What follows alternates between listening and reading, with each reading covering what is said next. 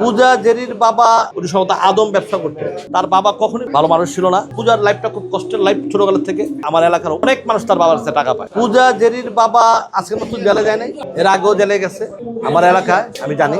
এটা তাদের সম্ভবত, আমি যতটুকু জানতাম আমার এলাকা, আমার মহল্লার কথা, উনি সম্ভবত আদম ব্যবসা করতেন। তো ওই হিসাবে এর আগেও সে যখন পূজা যখন বয়স তখন 4-5, তখনই কিন্তু পূজার বাবা অ্যারেস্ট হয়।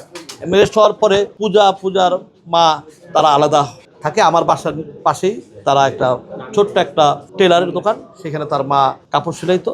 সেইখানে মেয়েটা খুব কষ্ট করে বড় হয়েছে। তারপর আমারই ম্যানেজার ছিল মনির, ছবির নাম মনের ঘরে বসত করে, ওইখান থেকে তাকে নিয়ে আসে তাকে ছবিতে আসে। আস্তে আস্তে পরে ওইখান থেকে আজিজের এখানে চলে যায়। আজিজ তাকে নিয়ে একটার পর একটা ছবি করতে, এইভাবে তার লাইফ। এবং পূজার লাইফটা খুব কষ্টের লাইফ ছোটবেলা থেকে।